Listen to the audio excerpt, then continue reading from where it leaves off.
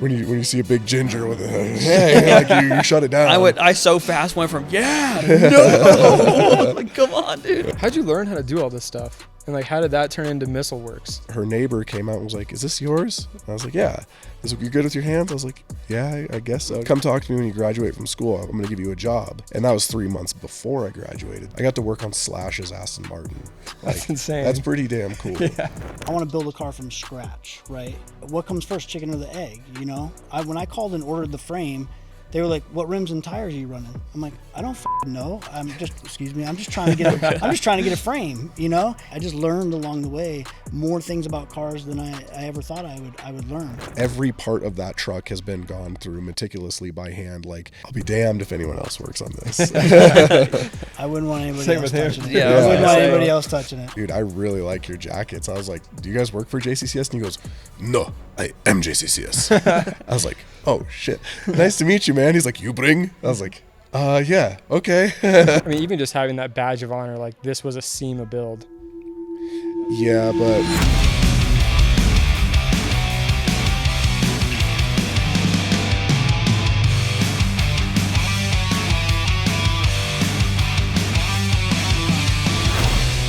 Welcome to the first episode of the Peak Adrenaline Podcast. On my left, I've got AJ from Down to Earth. How's it going, guys? And our special guests today are Brandon and Joey. Introduce yourself. hey, I'm Brandon. I own Missile Works LLC in Golden, Colorado, and build cool stuff. My name is Joey Parent. I'm here in Boulder, Colorado, and I work for Boulder Nissan. I was getting ready to ask you about work stuff because you brought an amazing Datsun pickup truck in with us. We just got done doing a burnout with that thing and a burnout with your drift car. Man, that was so much fun. What was your guys' favorite part of the day?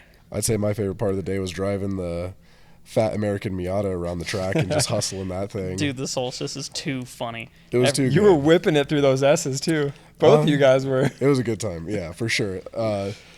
Yeah, it's very spongy. It's a lot more spongy than I'd expect for like a sports car to be. So It's definitely a sports car in quotation marks, oh yeah, too. yeah. Just like the badge of excellence on the fender. Excellence. Yeah. Yeah. Joey actually ended up with a little bit of a dirt drop. We'll have to sprinkle that in. But man, we're here to talk about cars, talk about this build. Joey, will you introduce kind of the car that you brought on for the SOS show today?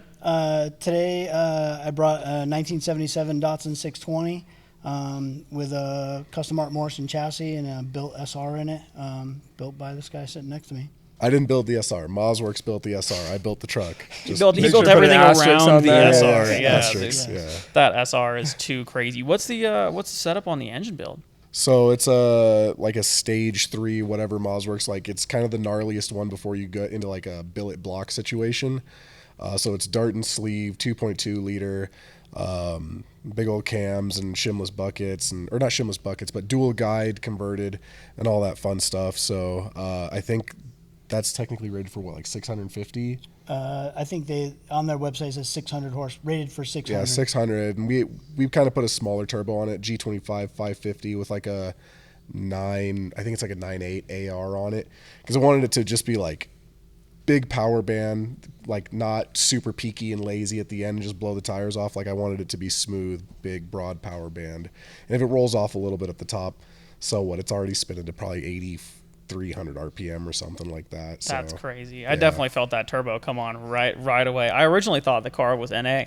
And then got in it for a ride along thinking it was NA, and all of a sudden my neck was back in those seats, man. That was too crazy. Did he hit the rolling pop and bang button for you? Not while I was in it. I'm kind of glad I was. I haven't seen that rolling pop and bang button. Yeah, it's a rolling 2-step button. So like basically you once you're at a set RPM, press this button on the steering wheel, mat it, and it'll stay there and just build boost. That's and it builds crazy. like 10 pounds like instantly. And then you like say you're like 4,000 RPM third gear, you let off that button, it just blows the tires off. It's silly. It's absolutely silly. It's rowdy. I was driving it one time and I pulled up next to a Subaru and just gave him a little motor sound, and he was like, okay, and he rolled his window down, and when we took off third gear, he was just gone. It's quick. It's quick. It's This thing is way faster than it should be. I mean, obviously we talked about that a little bit in the interview in the ring, but being on a full chassis, and it's been a long time coming building this truck. How long have you been building this thing for?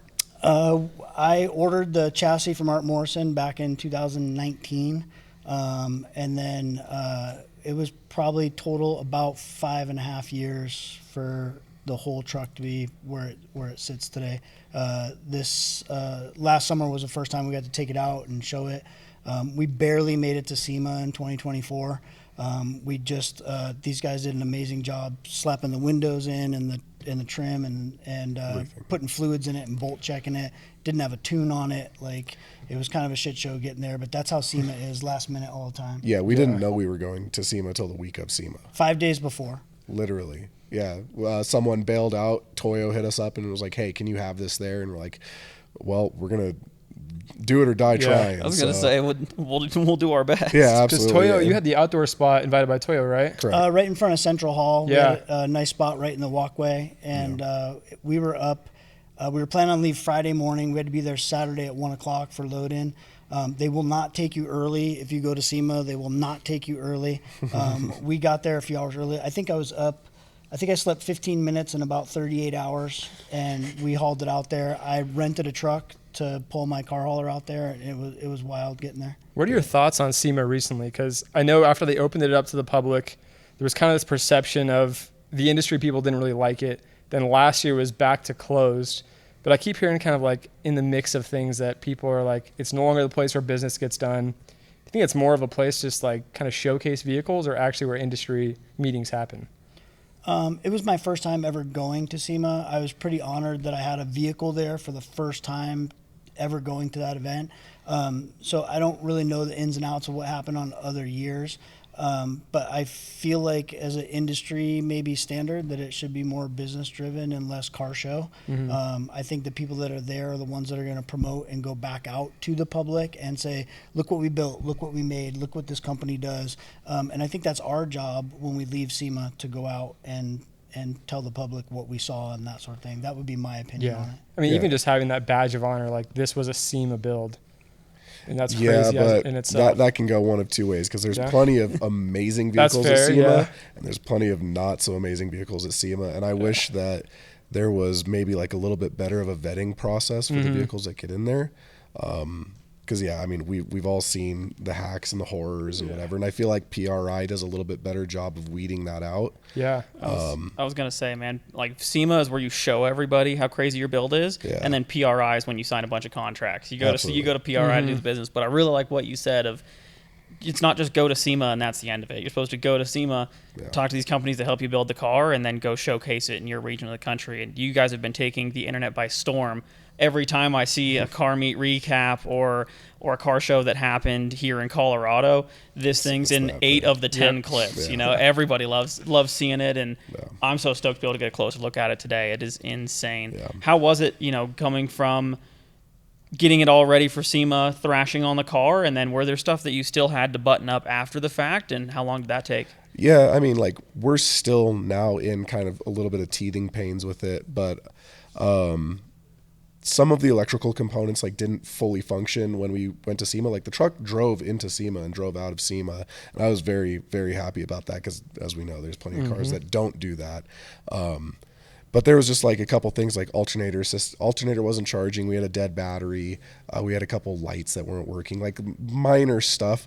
And then along the way, we've experienced other things like things just rattling loose because of the nature of the SR20 being like a very high strung, buzzy kind of motor, like parts rattling loose. Like, we had an oil breather line on the side of the block loosen up and like just kind of make a mess down the side of the motor. And we're like, oh no, don't be a rear main, please. But ended up being a really easy fix. Every part of that truck has been gone through meticulously by hand. Like, there's not a single stock component anywhere on it anymore. So it's not really surprising to have like these little teething pains. Like, I'm just happy that they're very little. We did have one issue where we lost a head gasket, and I think it was a compounding issue with maybe losing a fuse for a cooling fan that we didn't catch until too late. But luckily, it was just a head gasket. We sent the head out, had it pressure tested, decked, inspected everything, new head gasket, put it all back together. Perfect. Not a problem since. So.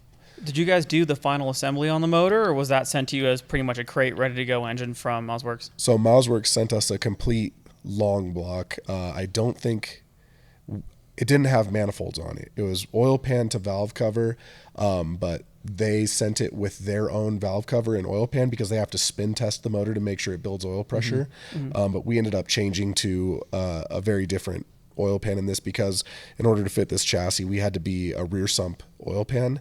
He modifies the modified. Exactly. We have to customize the custom stuff all the time, man. It's pretty obnoxious, but yeah, we had to make this a rear sump setup to clear the steering rack setup with the Art Morrison chassis, and then we had that very special custom painted valve cover on this thing that I didn't want them to use in transport. So, yeah, how'd you learn how to do all this stuff, and like how did that turn into Missile Works?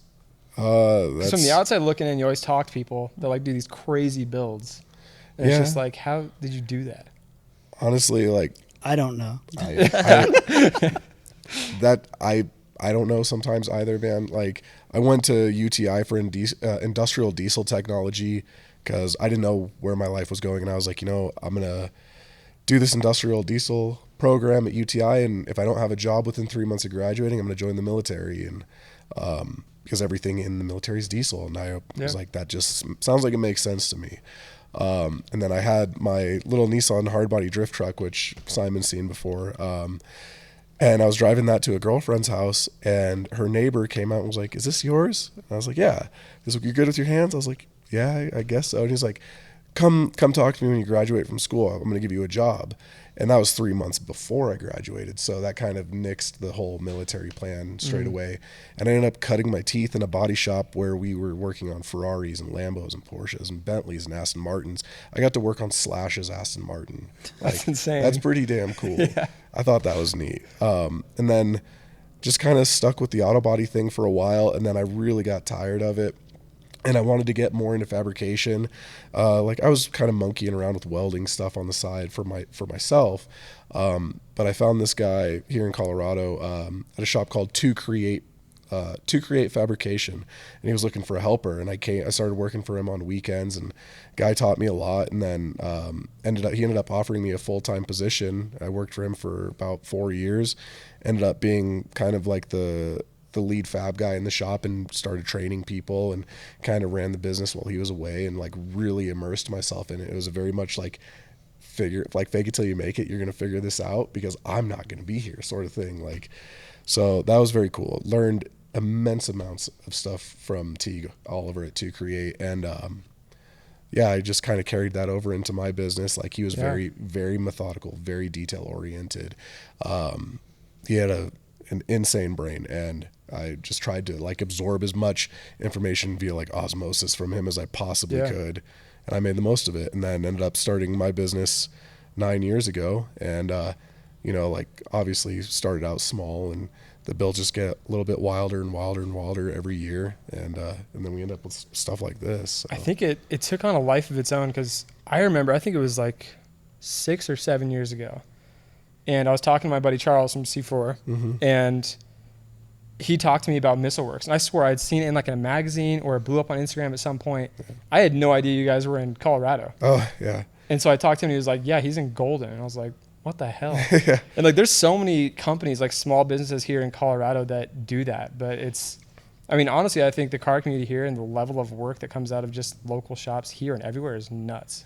Yeah. Since I moved back here in like 2012 or so, like year after year, the car scene here seems to just get stronger and stronger and stronger. Like some shops go, new shops come, stuff like that. People move away and new people move in and kind of reinvigorate things. But like the car shows here, like the one at Mile High, like I walked through there and I saw so many familiar faces, but I also saw so many badass cars from people I had no idea. And I'm like, where did this come from? Like, every year it's just stuff comes out of the woodwork. I always tell people, especially like with the winters that we have here, is like the craziest car you have ever seen is in somebody's garage and just won't be out except for 3 or 4 weekends at crazy big shows. Like they'll come out to Ascend or Mile High or some of the really big car shows we have out here, and like you never know what somebody's hiding. I got a neighbor with an FD that is insane that I literally just like, I spotted it one time. He was mowing his lawn and finally opened his garage. And I was like, there's no way that's just a neighbor out here. the cars out here are insane, and really the level of car builders that we have, you'll see them nationwide at different huge shows, and you'll be like, oh, this is the group of guys that are from Colorado. Like it's all friends in that. I wanted to touch on real quick, like when you're looking for somebody to build your car, if somebody is out there looking for a shop to build their car or looking for somebody to do some work on their car, how important is it for you, Joey, to find somebody with the attention to detail to bring your creation to life? I was so lucky. I started looking around. I knew the chassis was going to be okay, but it blew my mind how to see it from a blueprint. I want to build a car from scratch, right? And it was like from the blueprint up, what comes first, chicken or the egg? You know, when I called and ordered the frame, they were like, "What rims and tires are you running?" I'm like, "I don't fucking know. I'm just trying to get a frame, you know." And the geometry from the suspension all runs through the center of the tire, and it's like I just learned along the way more things about cars than I ever thought I would learn. But looking for a shop, I just started calling shops that I knew of. I was going to go to one up north, and I was glad that someone referred me to Brandon. I truly believe, and I don't want to knock any other shops, but I truly believe that if I didn't find this gentleman sitting next to me, that I would have spent way more money, and I don't think that my end result would have been anywhere near what this truck can do, and the fit and finish on it and the capability of it. So Thanks, man. appreciate you know it's good when really you can have a group of like 20 people today going through with a fine-tooth comb being like, that's amazing. Yeah, Can't find anything wrong with it. Yeah, the reactions that we see when people see it for the first time, and it's one of those trucks where you look at it and like even today, there's so many little fine things about that truck that the more you look at it, the more you're like, holy cow. Like the more you look, the more you see. Yeah, I mean, in building something like that, like it's a commitment on both ends for the builder and for the person paying for it. Because, I mean, year after year, you're continuing to have to pay for it, and you're still not able to enjoy this thing. And it's a commitment for me as well because, like, yeah, even though the truck's done now, I mean, that was almost 5 years of my life that went into this, and just because it's done, like, no, it still comes back all the time. We still look it over. Yeah. We still nut and bolt check it. What was the last thing I just had to? Oh, it was that oil leak on the side of the block. Took care of that. We had a MAC valve go bad for the air jack system, so the rear end would bleed out over time.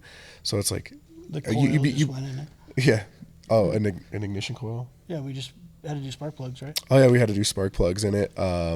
The TPS, like little things. Yeah. You become a custodian for these things. Then at that point, like you're always having to take care of it because I'll be damned if anyone else works on this. I wouldn't want anybody else touching it. Yeah, I wouldn't want anybody else touching it. On the flip side of that, I mean, it's so important to find the right shop and the right person to be able to work on your stuff. But how important is it to find, to try to weed out nightmare customers before they become nightmare customers? I know there's always horror stories. Like, is there anything you do in specifically or look out for that maybe other shops or other people in the business should try to look for? So when it comes to taking on like a new client, really one of the main things is I have to be excited about the project, man. Like I've got enough work to where, and enough repeat clientele and enough like word of mouth and referral coming in and out of my shop that I don't necessarily have to go out and search for it. But if someone comes to me with a project that I think is exciting, then that's more likely to have me start a conversation about it. Like this, I love Datsun 620s. Is that bar getting higher and higher though? For like what gets you excited? Not really. Or if like it's a person that I'm excited to work with. Like gotcha. I recently just had a guy that I used to work for at To Create. It was a shared space. It was S-Line Automotive. A guy named Tufty Jones was building gnarly like 1,000 horsepower Audis, and he retired. He recently just came back into the fold, called me, said, "Hey, I want to build another UR Quattro with like a 1,000 horsepower Daza 5-cylinder." I was like, I'm in. Like, let's do that. That sounds awesome. But like for the normal person, I always try and kind of like set the expectation really high. Like, hey, this could take a long time. Yeah. This could be very expensive. Like I wish I would have prefaced that more to you, not knowing what we would have found under the paint and body filler in this thing. And that was a rough deal because this truck looked really good when he brought it to me. And, I just kind of noticed some things in the bodywork and I'm like, oh, that's weird. Let's open this up and see what's hiding under this paint. Oh my God. We should have kept the gray one. Yeah, I should have kept the gray one you had. There was easily 3/4 of an inch of body filler everywhere on this truck. Oh man. I had to cut the roof off. Oh yeah. I had The to drive. roof's been off the truck? Oh yeah. Oh, yeah. I drove to Wyoming to pick up a new roof. Cut this one off. Put a new roof on it. It's like 3 doors to make Yeah. one door. I had to take 3 passenger doors, cobble them all up to make one good passenger door. We cut the bed entirely into pieces and threw it away. Very luckily for us, there was a guy, Kevin Mark Garcia in California, who had a beautiful bed. He He saved our behind. Oh, yeah, He saved big the time. project, really. It was like already in guide coat primer, like it was perfect, and like e-coated on the inside. I was like, dude, you have to sell me that bed. Like, we have to get this thing done. And he's like, if I sell you this bed, I'm never finishing my project. And I was like, we have to have it, man. I'm sorry. So, Have you been in contact with him? yeah. I went back to California and bought a motor for him for Clemens.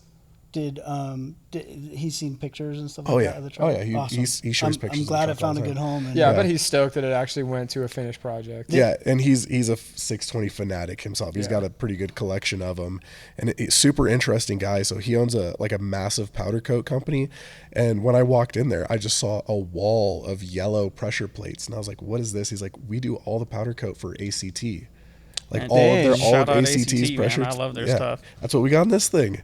There we go. Yeah, ACT HD. Yeah, what's the driveline setup in this? I know it's SR20, but what's behind the SR?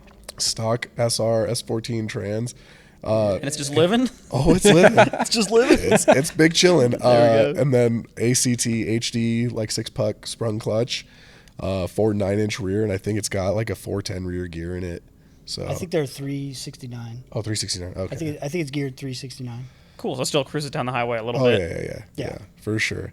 Driveline wise, I think that's really it. We got a 4-inch aluminum drive shaft from Front Range Driveline on there. So yeah. All radium fuel cell. I was gonna say, you can tell that you're into high level motorsport stuff as well, not just building show cars. You'll see so many show cars with random rubber fuel lines running under the car, and people won't see that, but we didn't even know until after, at the end of the interview, that there was a radium cell in the back of it, and seeing and everything that's been You done. didn't look under the truck. I need No, to. I Yeah, saw underneath the truck. I'll It's go to a insane. shop and look at it on a lift where I can just sit there for an hour. Yeah, that thing is full stainless hard lines, front to back, for the fuel system, air system, brake system, clutch system, all of it. Full stainless hard lines. It took a massive amount of time, but I just feel like that's the right way to do it. And like, you'll see some people use like aluminum for like fuel system stuff, and I get a little worried about that, because like if you're taking them on and off and on and off, I just feel like they're going to fatigue and break over time, where I think the stainless is a little bit more robust. Dude, I have put the 1/2-inch stainless fuel lines under my car through some brutal stuff. Oh, yeah. I cannot stay on track out here in my Z4, and like every time I dirt drop, I just feel the board slide, and I'm like, oh, I know my fuel lines. Yeah. R.I.P. They're still flowing. It'll be all right. It hasn't caught it's on fire fine. yet. It's good. Speaking of drift car stuff, man, so are you making a run at Pro-Am this year through the Drift Colorado stuff, or are you just kind of driving for fun? Yeah, I'm gonna try and make another run at the Pro-Am this year. The last 2 years weren't too kind to me, but I feel like I'm in a better spot just in my life and with everything right now to make another stab at that. So we'll see how I do. And I really like that Drift Colorado kind of opened it up for the Group A drivers to get in the mix too. So I think that'll be a lot of fun. I'll get to drive with a lot more of the homies. Yeah. So.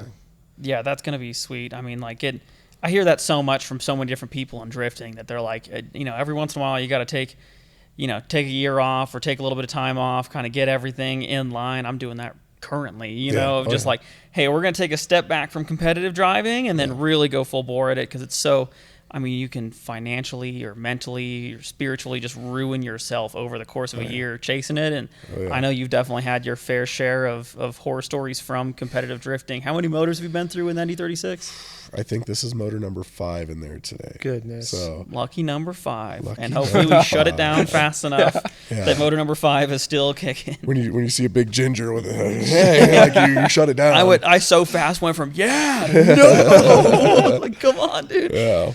You flipped around right at the worst time too. Like as soon as I saw it, you were like pointing away from me, and I was like, I don't want to run right in front of your car, but gotta get that shut down, man. Gotta get a flare gun out there and just start shooting flare guns at people. Shut her down, boom. Shoot you and save the car.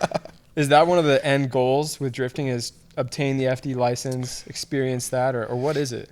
Honestly, man, I know that I'm not ever going to be in a financial position to make that happen. It's absurd. But I feel like Sponsors maybe this way. Yeah, I was gonna say, take a look at this I dude's mean- car. You're gonna want your name on it. the car is like 10% of it, man. Like I gotta show up and do the damn thing. So, I don't know. Like I feel like I'm not super crazy competitive. Like I do it to have fun. I like driving gnarly cars. I like doing gnarly stuff. Like I think that excites me. But if I end up getting a license along the way, maybe I can use it as a bartering tool to get some more support and maybe do something then. But because I think they're good for 2 years. I believe so. Yep. Yeah. And I mean, so much of competitive drifting in Colorado is like, I'd say there's probably 5 guys who are just like, we're all in a dick swinging competition at the end of the day, but it's like, it is with your best friends, and everybody just wants to beat each other to say they beat each other. And it's like, I hope that whoever can take it from Colorado and go make a run at Formula Drift is really, we're all going to get behind him and support him. Like Levi Yeah. going I was out, just gonna say, Levi, wait, go going get out him, doing Tiger. doing PRO-SPEC Yeah. and Fucking go get hopefully him, making Tiger. us proud. Like we're all rooting for Yeah. him, but if he's here in Yep. Colorado, we all want to beat him. Yeah, So- yeah, exactly. Yeah, like at first it was Josh Love was our boy. Go get him, Tiger, and then it was Chestnut, and now it's Levi. And Yeah. Levi's awesome. I went out to Georgetown on the lake, and we went out in the winter and did that. And I was like, I'm a spectator, but can I upgrade to a driver? And Levi's like, yeah. He's probably like, I don't For give the a ice shit. drifting. And he goes, I Yeah. don't care. And I go, Get in okay. there. If I don't have a car, like, can I drift my Jeep? And he's like, yeah. And so the Jeep that's towing my car hauler, we're out on Georgetown drifting that thing, and his eyes got like this big when we pulled it on the ice. He's like, this is going to get rowdy. And it was fun. It worked out. No studs. It was a good time. It was a good Funny time. story about Levi. So when I started Down to Earth like 10 years ago, it was the first event, and I was like, I want to do like drifting and burnout at one of the events, but had no idea of how to do that. So I called up Levi. I was like 17 years old.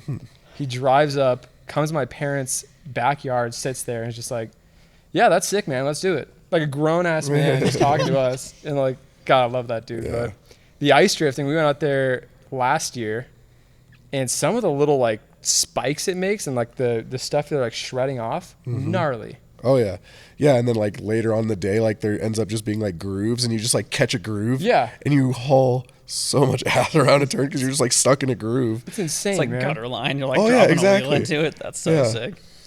It's so fun. Yeah, that was up there to like something like what we did today. Like that was one of those days for me that was like, so those days are few and far between where you get to go out and do something like that. And that was a day where I was like, man, this is awesome. This is When so I rode fun. with Brandon, his car, like I kind of get that feeling by being a passenger until I get to that point where I can do this on my own. But just that feeling it gets you. So I can imagine what it's like for you guys and you being the driver of these cars. Like it's so sick. And just being the passenger, like grinning, giving you knuckles, just like thrilled out of my mind. Heck yeah, It's like the coolest thing you could do. yeah. Motorsports is the coolest thing you can So do. sick. Just point blank. Speaking of motorsports, you got Joey. Do you have anything else planned that I'm sure you have a kind of a bucket list of, man, I really want to do this, and this with the car. We checked off burnout and driving around a NASCAR oval on it. What's next? I don't. I went through the 5-year process of building this thing. 1,000 people probably asked me like, "What are you gonna do with it? What are you gonna do with it?" And it's like, I don't know. I just enjoy it, man. I just wanted it for my birthday, my 50th birthday. That's all I wanted, and I didn't know what was gonna happen. And like my mom, like my family was like, "What are you doing with this truck? Like, why are you spending this kind of money on this truck? What's gonna happen?" I'm like, I don't know. It's gonna kind of find its own place in the automotive world, right? Definitely. And so I get enjoyment not only driving it like AJ said, but seeing people's reactions when it shows up. Like putting Simon in the car today and him looking at me like, holy shit, This thing's crazy. Like that's what it's about, the people at the end of the day, and it really makes me happy to see other people enjoy it, Absolutely. But Was your guys- there's no plan for it. It's just and most great things in life, you don't always need a plan for it. You just do it because I'm you not- like it. So if you build it, they will come. Yeah, that was kind of the mentality, and I don't have like this big ego like this truck needs to go here or be No. here. I've been super grateful and humble that like going to be able to drive it in Mile High Stadium. Yeah. Like, Yeah. what? Like, who gets to Yeah. do that? In the moment, I'm like, is this real? I'm driving down the 100%. Like, it was that's awesome. Or where like, most of my money is going is like creating those experiences. So I mean, like you saying that is like dope. It's all worth it. Yeah. You know, it's like I don't know what the plan is ultimately for all of this. I know there's something, but creating those experiences and seeing people happy, that's all it needs to be. yeah.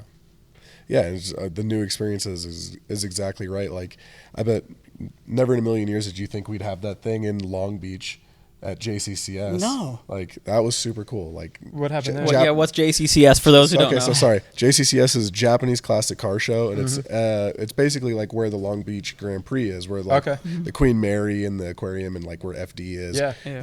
Marina Green Park. Yeah, Right Marina there. Green Park. So when I used to live in California, that was my all-time favorite car show to go to. Yeah. Every year, without fail, I would be there. And his truck was done, and the guy who was working for me, Bart, he has a really awesome mini truck as well that fits the criteria for the Japanese Classic Car Show. And I was like, guys, like let's go out there. Like, why not?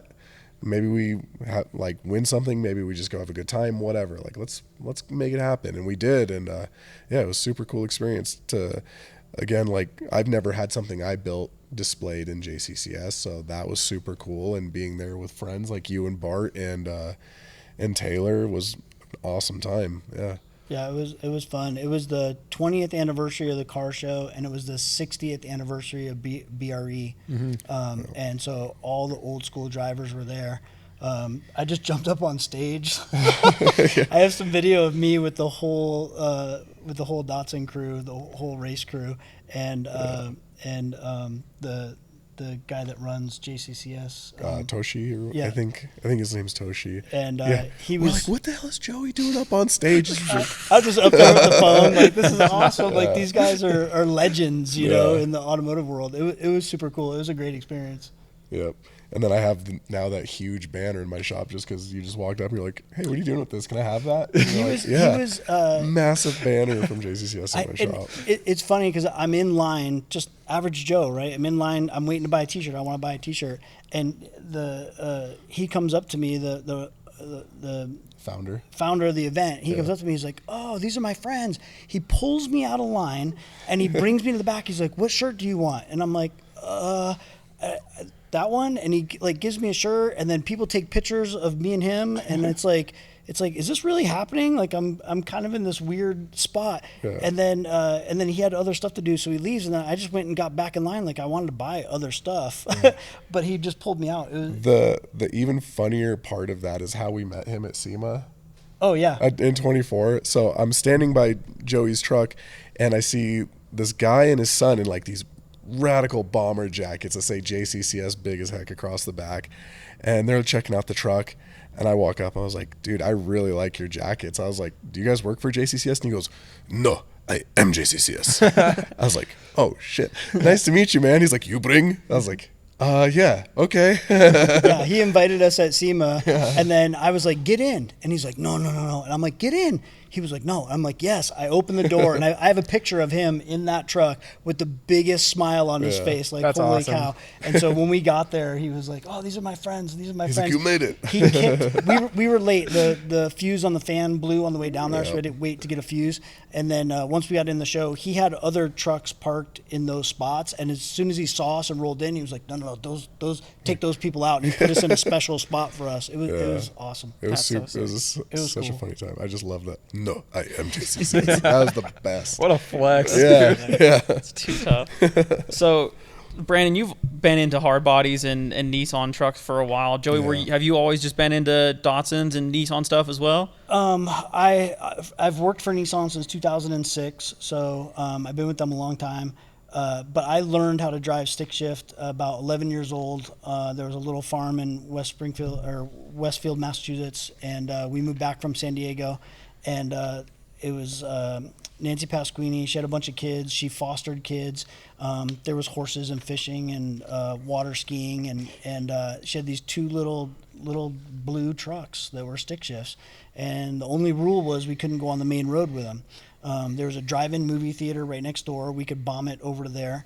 And so the longest road up the back of the property. We could actually get it in fourth gear and get hauling ass.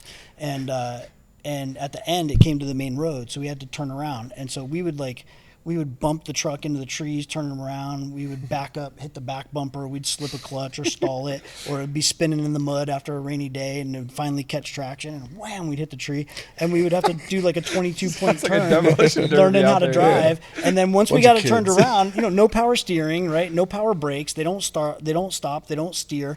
And and it was just a good summer. And then we ended up buying a house. And but that's how I learned. And then I always drove dirt bikes with a clutch, and it just kind of grew from there. But I always loved those trucks. It was just such a good memory. And that's why for my 50th birthday, I wanted to have a 620. Absolutely. Never mind the fact that he's owned like 10 in the meantime. Yeah. It's like, I'll just get one. Yeah. Just to hold me over. Just to hold me over until the blue one's built. Yeah. But then, this one's also really cheap. This one's also really clean. Like, listen, when I find an old Datsun that's in nice shape, I need to save it. Yeah. That's what you don't understand. I have to save you're saving them. Most of them rusted back into the earth. Yeah. We got a couple rotting out back. We'll have to show you. Need to bring a souvenir home from the day.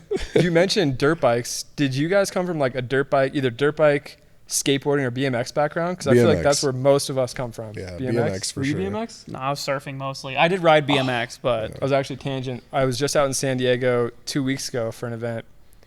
Surfing is hard as hell. Surfing is way harder than it looks, for sure. And the people do not want to help you at all. Oh no, it's territorial. I was paddling out there, and it's like 3 hours trying to stand up. Asked the dude, I was like, "Hey man, like, can you help me out?" And he's like, "Just stand up." Paddled away. Cool. Yeah, dude. Surfing sucks. Don't try it. Yeah. Drifting sucks too. Don't try that. I did. I had BMX bikes. I skateboarded. I have. I actually have pictures of me. Have you seen the Flow Rider, the constant wave, like on cruise ships and that sort of stuff? Yeah. I have a picture and a video of me doing a handstand on one of those boards, riding the wave on a handstand. That's crazy. This guy's sick on a handstand. I'll ride a skateboard on a handstand right now.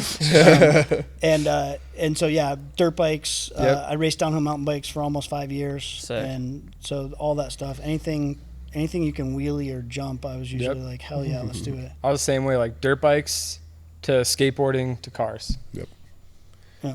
The pipeline, the funnel you can't escape, dude. You're just circling the drain. Yeah. I saw adrenaline. Yeah, and then you finally get into like race car stuff, and you're like, oh well, it's over. And then you're like, oh shit, golf. I've seen so many people now that are just golfing. Like, I think they just fully checked out of cars. They're like, you know what, cars was cool. It was cool. We're done now. Yeah. I have a good time golfing. I like golfing. Time to go day drink with the boys. I was gonna say, for real, that's probably what it's all about. It's just day drinking with the boys. You mentioned people gatekeeping surfing. That's so funny.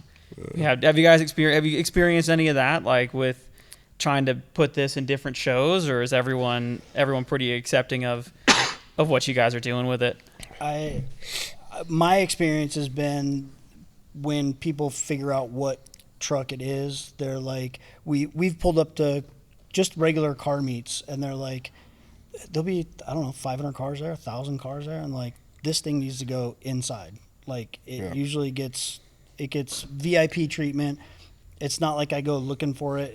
It's that kind of a build where it just, the doors just kind of open for it, and people are like, you can kind of do whatever you want with this thing.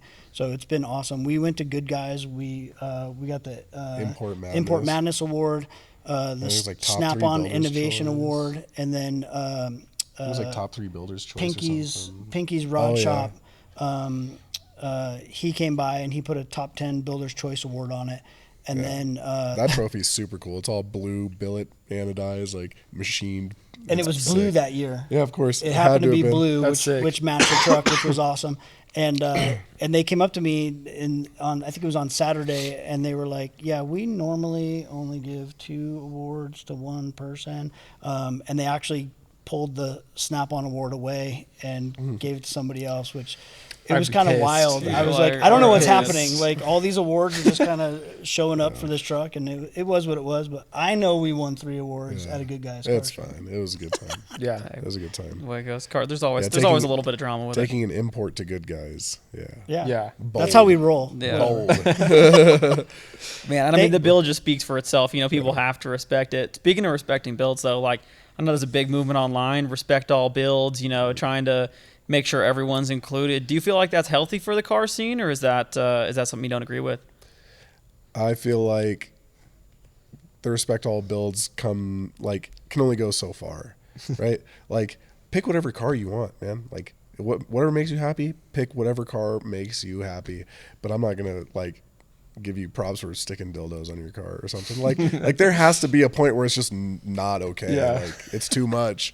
I don't know. Well, Like, I think there has to be a definition of what a universal definition of what a build is. True. Is a build buying a stock car and slapping rims and some Wheels and tint and a wrap coilovers, on it, yeah. and it's like, that's my build? Yeah. Or is it like something? Is it a 2-year minimum? Is it a, you know, what? Where do you draw the line of the definition of build? Would be my question for everybody out there, I guess. Yeah. And I'd be curious to know your guys' opinion on that. I think I might be in the minority here, so I'll let you start. No. I want you to start. I want to hear your take So- first. You guys fight about it. Oh yeah, all the time. Yeah. At events. I'm like mostly with what you're saying, but I'm also, I think, in the minority of, I start out as that kid that I didn't have the money to do stuff. And so when I got the car, I mean, it was just my stock 03 350Z. And it took me 2 jobs and a couple of years to afford to get that. And so I think, like, you're right. If you're slapping dildos on cars, like, there's a certain level where it's Yeah. like, what are we doing, bro? Yeah. But there's also a level where it's like, Anime titties all over. yeah, I'm not into that. Apparently that's like a big thing. It's called, like, I don't even know. Hitachi, Hitachi, yeah. yeah. But I think that there is a place for all of it. And when you go to an event, I like having it where we have a VIP indoor section where we're like really showcasing top of the line builds. And then we have a GA outdoor section where you can show up and get to experience that. And the goal of that is to inspire people to want to be a part of it. So I kind of like, I'm riding this gray line of like really where I stand, but I'm more on the side of respecting builds. Yeah. Yeah, can- all cars are welcome. Yeah. I'm not knocking anybody else's. It's just where does the build come in? Yeah, sure. I think that I'm very much on the same line as you are, but instead of being like what is a build, it's like what is respect. And for me, like, to respect something is to be like, no, this is proper. This is something For that sure, yeah. almost like looking up to that level of build. So the way I see it is like, you don't have to respect, like, if you're at the start of your build and your car is bone stock, like I tell people all the time, leave your car stock, do maintenance, have fun with it, drive it, go to meets, hang out with your friends, experience car culture, but don't demand somebody calls your car cool and I don't think demand that's That's an okay. That's a attitude. good It's an point. attitude Yeah. thing. Attitude too. and entitlement. 100%. Yeah, Yeah. like some kid shows up with a clapped out Civic, but he's got some work equips or something on it, and he was like, "This BS. I didn't get like best stance." Like just getting super aggro. Like, no, man. Like, approach it with a good attitude, and I'll have more respect for you. It's Like, most of the time it's those dudes too that like get Yeah. on my case or get on, I'm sure your guys' case when you have car shows, they get really pissed off. Yeah. It's dude, in being like it's one of those things that happens in drifting all the time. Like, I should have won that battle, or I should have gone one Absolutely. more time, or I should have this, At I should have least that, win and one like more time. you reach this hump of like experience or just humility, and some people have it. I didn't have it at the start. Like I was like, I got robbed on this battle, but you You're- reach you're this like hot this head. plane of enlightenment of just like maybe didn't have it, or maybe it didn't go my way, but like that's cars. Yeah. You gotta have your soul crushed so many times by cars that you're Oh, just like yeah. rolling with it, and then everyone starts respecting you. Those doors open. It's crazy, Also, like, in the grand scheme of things, like, does that ruin your fucking life? right? Like, I mean, cars do losing, for sure. losing that one battle. Yeah. Does that ruin your whole life? No, man. We all have bigger problems. Like, life be lifing all the time. Yeah, life goes on. But yeah, Life for do go on. anybody who's out there with a build that they're like, oh, I don't think it's. I mean, it's certainly most people's builds aren't going to be at this level of your truck or anything like that. But like, just keep going, keep a minimalist mindset on it. Like, do less of the right thing rather than more of the wrong thing. 'Cause you Tasteful. can 100%. you can mess up a car real quick. Oh, yeah. I can't tell you how many times he told me like less is more, Yeah. and I didn't really give him I gave him a ton of freedom to do whatever he wanted. If you want a good tattoo, you can't draw your own thing and then tell the tattoo artist, just do this. That's what I want. You have to kind of give him an idea and let him run with it. And so I was super happy to get phone calls from him and be like, what do you think about this? Or what do you think about that? Like the air jacks. I didn't realize how how crazy the air jack system was going to be, how well it was received. Yeah. The flex, if you want to call it that For truck has. sure. And it was like, and people ask me too, like, why did you do it? And it wasn't just to be like, cause I can. It was like, Brandon cool, built man. me for it. because it was cool. You don't see it at a car show. It's a static suspension. I feel like, everybody slams the cars to the ground, and I just didn't. Yeah. I wanted something slightly different that was still cool and functional. And so the air jacks was something that I can put it in my storage unit and put it up on the air jacks. I don't have flat spots on my tires when I leave it sitting there for 2 weeks. Working underneath it, you can put it up on the jacks and Change do the stuff oil under on it, there. no Change the problem. oil on it, drain the catch can, that sort of stuff. Yep. So it's multi-purpose. It's not just all show. Yeah. It was all it was an ingenious plan to make it easier to babysit when it has to come back to your shop. Yeah, that's what Absolutely. And like as a builder, Put it on the lift. You put it on the lift knees one are time. It was hurting, like, man. no, we're getting yeah, we're getting actually air like jacks in putting this it on a 2-post lift, the air jacks. thing. Chef's kiss. Oh, it's so nice. But no, like as a builder, like it's music to my ears when someone says, build it like it was yours. Like, and that's basically what he said. And I'd run some things by him, like the air jacks. I was like, or, hey, we should put this Rocket Bunny body kit on it to make the wheels fit the way we want and all this stuff. And he's just like, yeah, okay. You think that's the way? You think that's right? Yeah. All right, let's do it. Like, it was really cool. Like, a lot of creative freedom with this one. Like, Yeah. shaving the drip rails, like there's so many little things body wise on this that like unless you were like very intimately familiar with the 620, you wouldn't really notice. Like the drip rails being shaved on the sides and the back, the center of the front bumper normally on those has a flat spot for a license plate, and we cut and reshaped the entire like center peak of that bumper. The countersunk holes in the door handles, like that's kind of a more obvious one, but I love the oil cooler runs down the passenger side of the frame, and he built a custom air scoop down on the passenger side to force the air up through, and the sway bar link runs through it. Through the air duct. Yeah. Like this thing was a massive challenge in like packaging constraints, because like sure it's a truck, but there is not a lot of room in this truck. It is very small. So I think one of you had mentioned earlier about like how the radiator and the intercooler are stacked one on top of the other. Yeah, I was seeing that. Yeah. That took a lot of brain power to figure out, because we didn't want an intercooler sticking out all fugly on the front of this thing. So I had to have my headlights. and Well, he wanted to have his headlights. And you, so. you talk Yeah. about less is more. You could have put the turbo out the hood and the intercooler outside of Absolutely. the front bumper and an oil cooler hanging Yeah, off yeah, all yeah. bozo style, and like Yeah. a rear mount radiator just in the bed. And that was Yeah. one thing that when I walked up to the truck, I was like, man, there's nothing in the bed. Like Yeah. having to package all of that in the front third of this truck. Like the engine bay on this yeah. truck is so small Oh comparatively. yeah, and like if I could go back, I might have done things a little bit differently. Like since we had the firewall cut out of this thing anyways, like I could have easily given us a little bit more room. Like if we were already cutting the firewall out, I could have moved the motor back like 2-3 inches, and it. But I'm really happy with how it turned out. It drives well, it performs well. Everything is really, really cool, and it's easy. It's not that hard to work on, honestly. Like you look in there and you're like, yeah, there's a lot of stuff in there, but you can get to most of it. Like, yeah, the packaging like is just insane. That's why he was saying like the oil cooler. Like there is such a slim place where the oil cooler can go between the alternator and the frame rail. And I was like, well, it has to go here, but how do we get air to it? Okay, got to build a duct. Oh, guess what's in the way of the duct? The sway bar. Oh crap, how's this going to get air? Well, it's not, because the turn signal is blocking it. Okay, great, we have to 3D print a turn signal delete that's an air duct into the air guide into the oil cooler that goes around the sway bar that's in between this alternator and the frame rail. Like it's just It's like a Rubik's Cube that's playing yes, back. absolutely. we It is moved biting me back every step of the way, and you have to plan like 10 steps ahead before you can even commit to making one bracket. Like He moved the blinkers up inside the headlights, and then both those became air ducts. So the left side is for the air filter. And yeah, it was amazing how he put everything together. Like I just could not imagine what comes first, what comes second, and if you choose this now, how are you going to screw yourself down the road? And absolutely. I think you just Building yourself into a corner is something I really try not to do. It happens sometimes. Like I wish I would have given more clearance on some of the stuff for the dash, not knowing how thick the upholstery was going to be, like the leather wrap and the padding and all that stuff. Like that's one of those, like, you're paying some tuition to figure this stuff out. And like, yeah, built myself into a little bit of a corner there, but it happens. Learn for the next one. Appreciate you not moving the engine too far back. I barely fit in that thing. I'm glad I got to go for a ride. Man, is there any events coming up this summer that you're stoked to take it to? Are you going to bring it out to Ascend?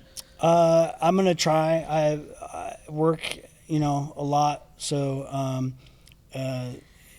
it's a battle of getting the right amount of time off and still being able to afford to be able to go to the events and those sorts of things. So it was the first summer taking this out and showing it, really, being able to drive it to events and that sort of stuff. So we'll see what happens this summer. I'm open to any and all, so we'll figure out where it lands. You never know where it's going to show up. Yeah.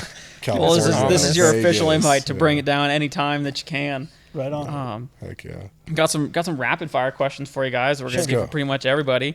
So I'm going to have Brandon, you're going to answer first, and Joey, you're going to answer after this. Okay. Real quick, just manual cars, automatic cars. Manual. Sweet. Drift cars or grip cars? Drift. Drift question mark? We're getting into it. After today, he's I'm like, starting. Turbo stuff or crazy NA builds? Turbo. Alrighty. Show cars or track cars? Track cars. Yes. I like that. That was my answer. I like that. What's one dream car that you haven't got to own that you got on that list? Ones that are like realistic that I could potentially own, or just like shooting the moon. Either way. Right, let's do one each. E30 M3 is like I'll never own one. Oh man, come on now. We'll find you a real rough one. A totaled one. Yeah. Yeah. E30 M3. And I don't know, man. If I could get my hands on like a really rough NSX or something, I'd love to just build like a track ratty NSX. Yeah. I would love to see your spin on an NSX. That would be crazy. Joey, what about you? What's a dream car for you? I had street bikes in California, and I was going up a canyon, and there was an Acura NSX that was chasing me down on the street bike. That is one of the cars that I would probably like. Old gen? But I have. Doesn't matter. It Pick doesn't one. matter. I have my dream car right now. This is the holy grail for me. Anything after this for me is downhill. That is so sick to hear, man. Yeah. Any sponsors or people along the way that you guys want to thank before we wrap up here? I mean, no one paid for us to be here, so sweet. We're here on our own. Nobody owns your tongue here. That's right. Yeah. We can speak freely. We're beholden to no one. I'll just say the people that worked on this 620, I appreciate every one of them. There's a couple of close people like Taylor and Bart. Yeah, absolutely. I'll shout them out. Taylor at Full Circle Motorsports with the wiring.